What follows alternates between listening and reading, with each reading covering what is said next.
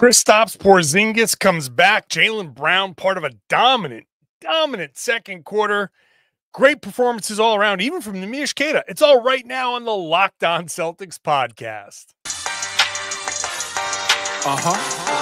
Yup. Beantown, be ever ready. Recognize the city of champs. Back to back, if I say it, it's stamp. Locked on number 19, the best one, the next one. Juice loose in your pool now for the next run. It's the C's, who else could it be? What they gon' say now? Screaming like JT, Karalis, recap the madness. Every game, every practice. Best daily pod, no cap like Brad Beckett. Clutch like Drew to KP, tap in daily. Primetime dapping D White on the sideline. Raining Jayson, how it started, raising business, how we finish. Locked on Celtics pod, home of the winners. Hey there, welcome back to the Locked On Celtics podcast, right here on the Locked On Podcast Network. It's your team every day, and I got you covered every Monday through Friday with a fresh podcast that's dropped directly to your device. Little programming note, I forgot this week is Thanksgiving. So on Thanksgiving Day, Thursday, I am not going to be recording a podcast. I will record a podcast Friday after the game. So still 5 podcasts this week. Normally I would go Monday through Friday in a bonus podcast, but I'm going to go Monday through Thursday, and then I'm taking Thanksgiving Day off from podcasting, and then Friday when the Celtics play the Bulls, I will be back here to podcast. So make sure you're subscribed wherever you get your podcasts. Watch the show on YouTube. Get into the comment section. Let me know what you're thinking. I'm John Karalis. I've been covering the Celtics for about 20 years now. Doing it right now as a beat writer for Boston Sports Journal and as the author of Built Different, a book available on johnkaralis.com. Get it, $30 delivered to your door in the United States. I'm going to take advantage of this Tuesday off day to sign a lot of books. I got a lot of books to sign. I'm hitting the mail. They're all going out in the mail on Tuesday. So get your orders in now because Tuesday is a big order day. I'll do more shipping later too. Celtics get the 126-94 win over the Los Angeles Clippers. The other guys, Pritchard, Hauser, Queta, all of those guys, later on in the third segment. The second quarter, Jaylen Brown second quarter, the best basketball I've seen Jaylen Brown play was in that 2-minute stretch in the second quarter. Better than almost any other stretch I've ever seen, really, honestly. That's all in the second segment. But let's get into Kristaps Porzingis. Porzingis is back. Surprise, everybody. I did not see this coming. The Celtics kept this a very well-kept secret, even though all of us who were, reporters kept asking and digging and trying to get a conversation with Kristaps Porzingis. They went full Patriots on us on that one, and we were as surprised as you were when on Monday afternoon the Celtics injury report said Kristaps Porzingis probable to return with the ankle surgery, recovery, all of that stuff. So he's back. He played 22 minutes, played great in those 22 minutes for the most part. 16 points, 6 of 12 shooting. Didn't shoot well from 3, 1 of 6, but 3 of 4 from the line, 6 rebounds, a couple of assists, a steal, 2 blocks, just 1 turnover. So overall, really nice game from Kristaps Porzingis. So right away, the first question is, how did he look? He looked like he barely missed a beat. Like you watch him play that game, there are a couple of signs where you're like, okay, the shooting's a little bit off. Maybe he's a little bit rusty there. The alley-oop, he said after the game, it was hilarious. He's like, I had a couple of flat tires on those alley-oops. Jaylen Brown threw him one early in the game. Payton Pritchard threw him one in the second game. He said, especially that one. If you go watch that play again, Porzingis barely gets the ball. It's not really a dunk necessarily. It was very much more kind of, sort of, I'm tall and I'm just barely getting this ball over the rim. He said he had no legs at that point. So those were like a couple of little hints that something was not normal about Porzingis, but everything else seemed pretty good, right? He was in the right spots. He made just one glaringly bad defensive play. Okay, miscommunication somewhere, or I don't even want to say it was a miscommunication. For some reason, he just walked away from his guy, and that led to an early timeout. I don't know what that was, but okay. So he had a brain fart. Not a big deal. Overall, I thought Porzingis played pretty well. Was a very important rim defender for the Celtics, and that showed in. I don't want to say it was a complete, points in the paint reversal, but the Clippers had 58, but there were stretches there in the third quarter, and then later in the game.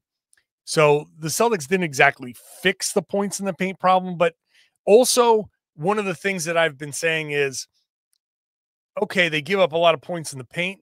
They're running teams off of the three-pointer a lot more, and you saw that again here where the Clippers had just 26 attempts. The Celtics had 22 makes. The Sixers had 26 attempts. So once again, Celtics math, Missoula math, that's not going to win you any games. Celtics 22 of 51 from three. Clippers 7 of 26 from three. Right there, the math is way off, way out of whack. You're never going to win those games. But and some of the trade-off is you give up some twos, and sometimes those show up as points in the paint. And the Celtics will get better at points in the paint for sure, but they definitely had some problems there along the way. Fourth quarter, I think, was, well, no. Oh, no, I'm looking at the wrong category. That's why I was like, wow, how come there would be no points in the paint?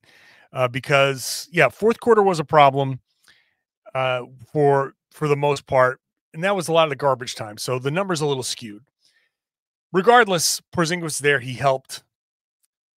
One of the plays of the game was his block on Chris Dunn, where Jaylen Brown was playing great defense. Jaylen played great defense, but the ball got knocked loose, and Jaylen went one way, Chris Dunn went the other, and he lost them. And right at the end of the shot clock, Dunn was like, I have an opening. He goes up, Porzingis swallows him up. And that moment was like, oh, yes, that's exactly what the Celtics are looking for. That type of paint protection is going to be what kind of equalizes the points in the paint. But regardless, one of the things that I think Porzingis does help is he bumps up the Celtics points in the paint. So the Celtics had 46. They only lost that by 12.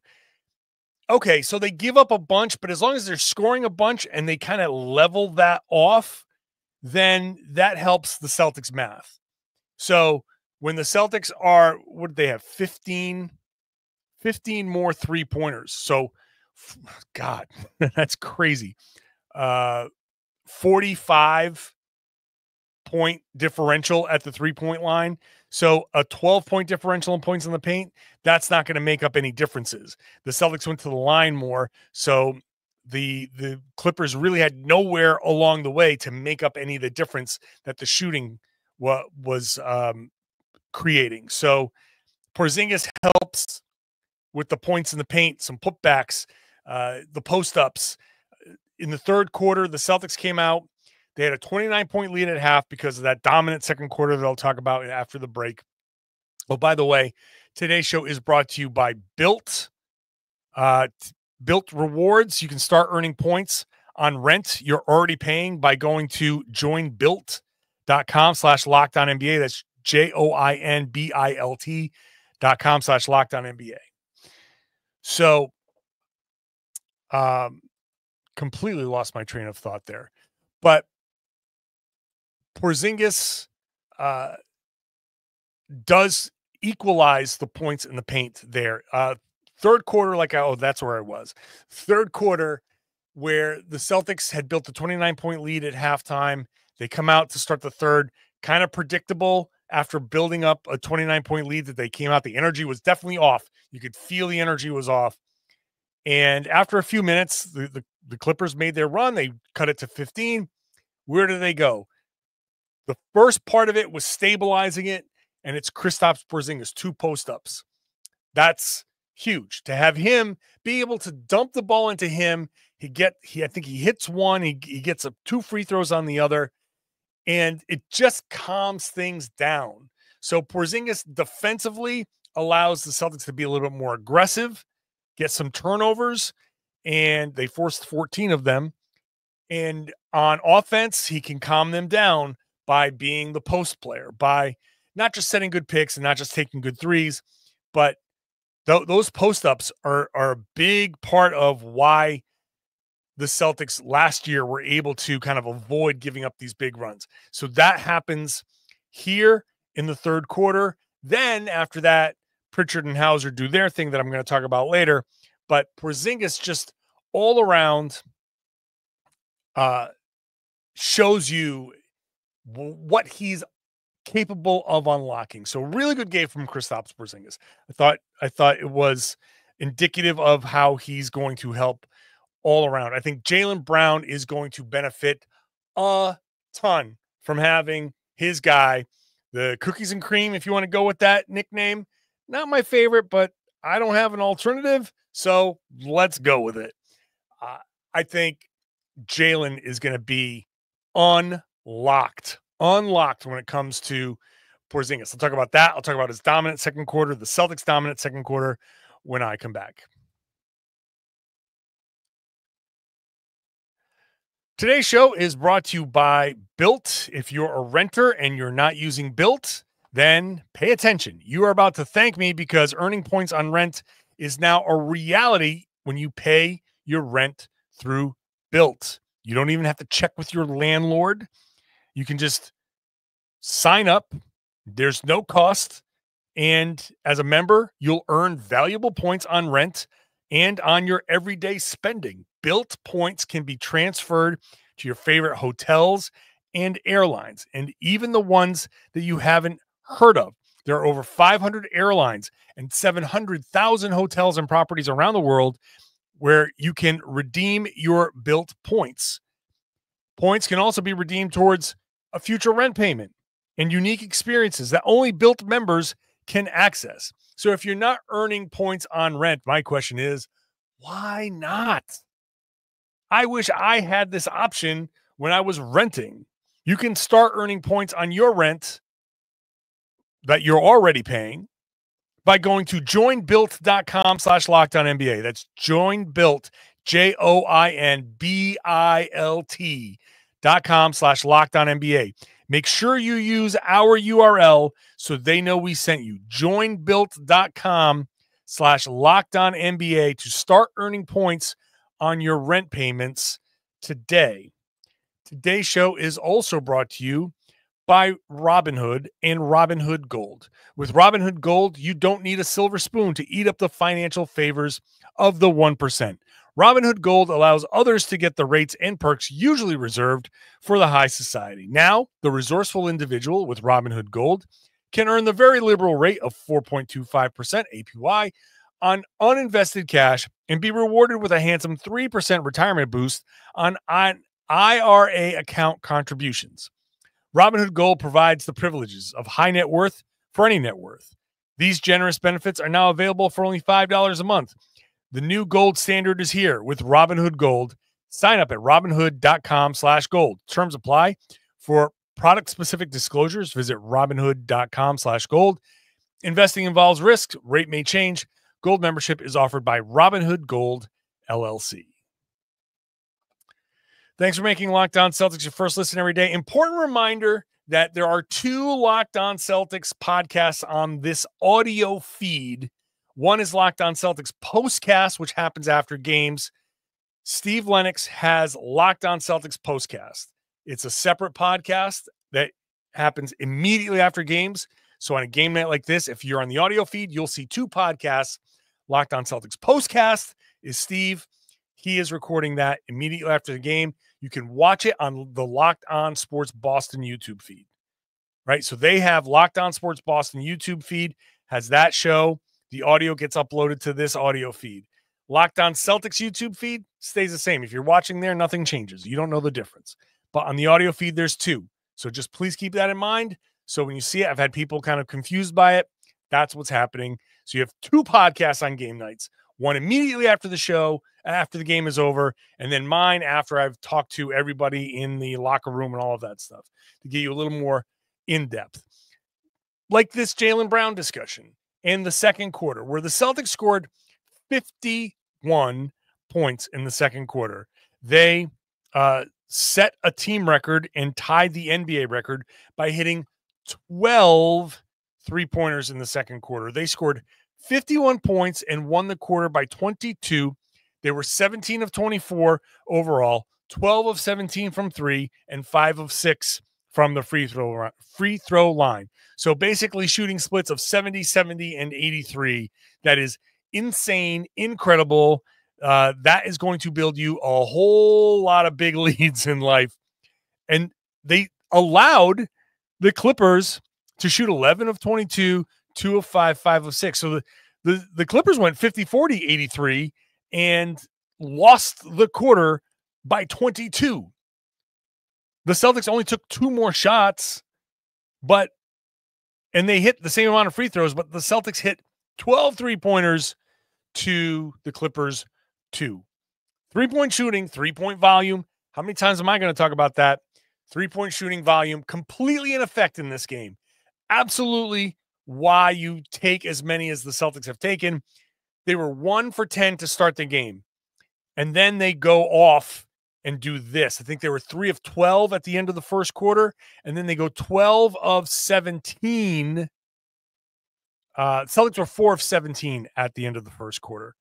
They were 3 of 12 at one point, 4 of 17, and then they go 12 of 17 in the second quarter. Jaylen Brown had one of the most dominant stretches I've seen in that second quarter. It was like a 2-minute stretch where he had a 4-point play, he had a steal, he got it over to Drew Holiday, that was almost an assist on a 3-pointer. That thing was halfway down and it popped out. Then he comes down, has a 3-point play on a wild baseline shot. That was a big, huge arcing shot. It was incredible that thing went in. He had then another 3-pointer, then a rebound where she brought all the way up the floor and threw that alley-oop to Kristaps Porzingis. In the meantime, was playing great defense. Like I said, he had a steal mixed in there. He had that defense. That was where the Chris Dunn play happened. He was incredible. This was 2 minutes of Jaylen Brown completely, utterly taking over. That second quarter was everything for the Celtics. That's where this game was won. I do a turning point in my post-game write-up on Boston Sports Journal. The second quarter, like, it sticks out like a sore thumb. The Clippers went in as far as quarters scoring go, 20, 29, 29, 16. The Celtics go 27, 51, 21, 27. So you kind of have a normal game, and then that second quarter happens. But the Celtics just kept firing, and then once the volume is joined by makes, then this is the potential for what the Celtics can give. Jaylen having Porzingis back is just such a monster development for him. He had in the third quarter a backdoor cut where Porzingis hits him with a bounce pass, and Jaylen goes up and under, and he gets fouled, and he doesn't make the shot. So technically speaking, he still has no shot attempts on cuts this year. But that was the first time I'd seen Jaylen go backdoor and get hit with that backdoor pass. And I asked him about it after the game. He's like, yeah, last season I got one like every game, like multiple a game, it felt like. The actual number was 39. So we got one basically every other game, which feels like a lot. A backdoor cut from Jaylen Brown. That's, if it happens once every other game, it's going to feel like it's happening a ton. Kristaps Porzingis comes back, boom, right away, gets hit with it in like the first game. That kind of chemistry is exactly what the Celtics are looking for. That Jaylen Porzingis connection, it's been there. It's been there from the beginning. They were friends. They carpool together. All of that stuff, you can see it.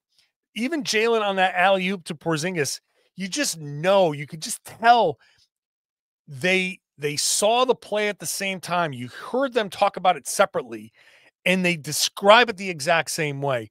You're not getting that exact same chemistry, that exact same comfort level with, say, a Luke Cornett or Neemias Queta. You're just not getting that. There's something that's a little off. They're not sure if they're, do I go? Do I not? Is he gonna dump it off to me? Is he gonna throw the lob? With Porzingis and Jaylen, it's just the lob. It's always going to be the lob. So they just know how they work. They know how to work off of each other. So I think Jaylen Brown is absolutely, I wrote this at the end of my recap on Boston Sports Journal.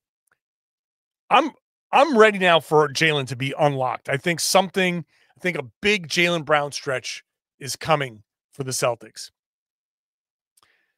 So what happened after that? We've got, notice I didn't even put Jayson Tatum here. I'll talk about Jayson Tatum real quick, but we got Pritchard, Hauser, Queta. I'll throw in some Derrick White. I'll talk a little Drew Holiday. We'll get to all these other guys when I come back.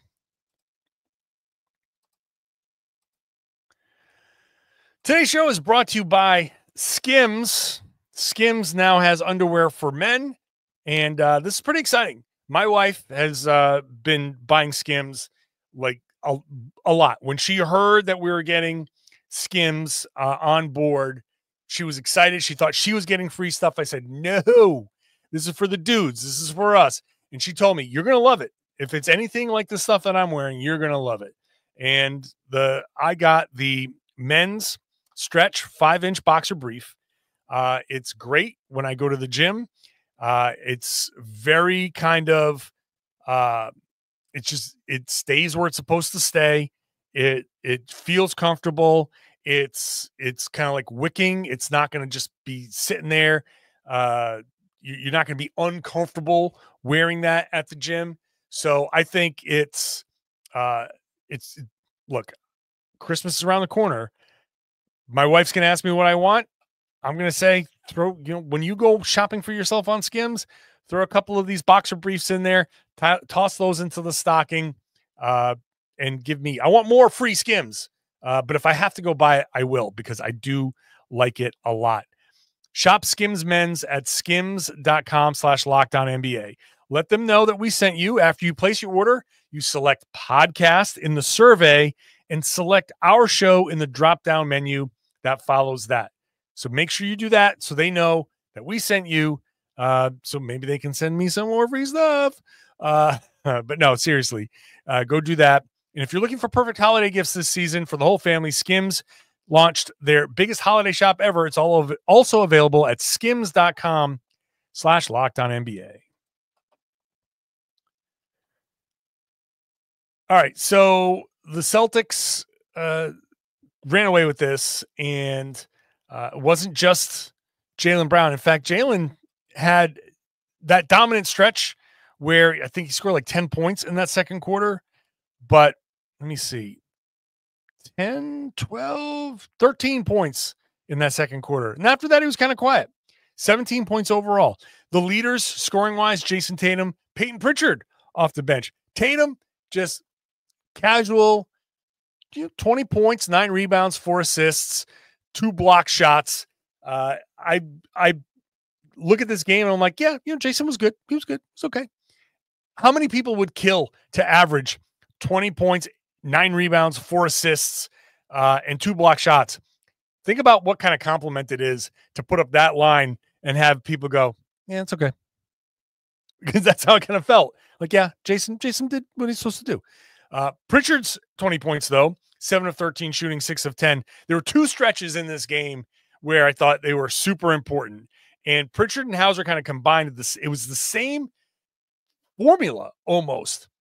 Second quarter, after the Celtics struggled in the first, like I said, they had a point there where they were 1 for 10, 3 for 12, 4 for 17 at the end. Here comes Pritchard, hits a couple of 3-pointers. Sam Hauser hits a 3-pointer. I can feel things starting to change. Third quarter, They didn't even wait till the fourth quarter. Third quarter, lead gets down to 15. Like I said, Porzingis, they go to Porzingis with a couple of post-ups, and then here comes Pritchard. Couple of three-pointers. Hauser hits another three-pointer. Boom. All of a sudden, the lead's back up to like 21, 25, 27. Things a wrap. Those guys hit timely shots. Hauser, 3 of 3. I wish he had gotten some more shots, because whenever you see Hauser as 3 of 3, you're like, hey, why not 4 of 4? Why not 5 of 5? Not that I'm complaining. They took 51 3-pointers. How many are they going to take? And maybe if he had more time in the fourth quarter, he would have gotten some more shots. But overall, bench plus 30 for Pritchard, plus 27 for Hauser, plus 29 for Neemias Queta. So Pritchard, Hauser were really good. Queta, I've gotten on him. I've gotten on his case. And to be 100% fair, this was his best game of the season. One of the better games that I've seen him play. The play that I've been harping on, which he has, when I say he keeps making the same mistakes, this is a big one, where someone is driving, someone is within his vicinity, and he feels like he could kind of sort of go get the block. He chases the block shot. I call it a very Hassan Whiteside play, because it's the same effect. He's chasing the blocked shot, and then the guy that he left ends up getting the rebound and a putback or a bucket, and it just ends up being a net negative. In this game, early on, I think he was on Zubac, and the play ended up being free throws for the Clippers. It was a Derrick White foul. But I'm watching Queta very closely, and the play is developing the exact same way as these other ones. I'm like, here we go. What's he going to do? He kind of like takes a step, and I thought he was going for it, but then he comes back and he leans into Zubac and boxes out. Now, White committed the foul, but if he didn't, Queta was there in position for the rebound. Similar play, I think, in the second half. It was same idea. He stays home. That clearly somebody was talking to him about him. Somebody's coached him up about it. He heard it. He's processing it. He's learning. That's great. This is exactly what you want. I don't care necessarily about a player making mistakes.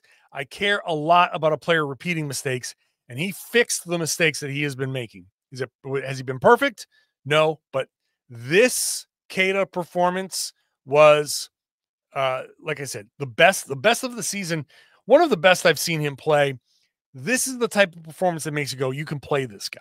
You can play this guy. In 25 minutes, he had scored 12 points, 9 rebounds. He did have 3 assists, a couple of steals, 4 block shots. Incredible. Now, a couple of those came in garbage time, but also that is what you're looking for out of Queta. So shout out to him. I try to be nothing if not fair, right? Like, if you're making mistakes, I am going to call you out on it. If you fix those mistakes, I will give you the credit for it. He deserves all of the credit. And I think it's important for me to have this little extra moment of harping on how he played well, because I'm admittedly going to be hard on him when he doesn't. So I want to be a little extra effusive in my praise for Queta, because he deserves it in this one. Derrick White, one of my lines now this season for Derrick White on Boston Sports Journal is, when I put him in the things I liked section, I just say, you know why? Derrick White, what did he do that deserves the praise? You know why? You know why he deserves praise. 19 points, 5 of 9 shooting from 3, 7 assists, a team high 7 assists, a steal. Somehow didn't get a block shot. I thought he did, but maybe it went down as a steal, or maybe he just missed it. But just a quintessential Derrick White game. Shoots well, makes good decisions, gets back. The one steal, no, he didn't have a steal. The one, he had a deflection early on, first quarter. You could just tell there, somebody commits a turnover. he just made a great play to read where the ball was going, gets back, makes like a defensive back, knocking the pass out of the air. And I think this was the steal, because I think he got it back and got it over to Payton Pritchard, now that I think about it. So it was an incredible play from Derrick White. That's what he does. Drew Holiday, I didn't think he played poorly. He did have 6 assists. I don't think he was playing outside of himself. He maybe took a couple of shots, but Drew Holiday will do that. You got to. I remember Joe Mazzulla saying this. You give him those couple of shots as like a reward for playing the defense that he plays. I think he's easing into the season a little bit, but he had a tough shooting night, 2 of 10. He was the only guy that had a real tough shooting night. The Celtics shot incredibly well, but he shot 2 of 10, 1 of 8 from 3. A couple of them were close. That one that I was talking about from Jaylen Brown was halfway down. So Celtics, this is an all around. It's just a great game. Like third quarter, like I said at the beginning, beginning of the third quarter, you if you're going to nitpick, I would have liked to have seen better energy coming out of halftime. At the same time, they recovered. They lost the third quarter by 8, and they go out and they win the fourth quarter by 11. So they end up adding to their lead. So as long as you can chalk it up to every team makes a run, they responded, it's okay, then it was not damaging. I would just like to avoid that happening at all. But whatever, that's fine. Not a big deal.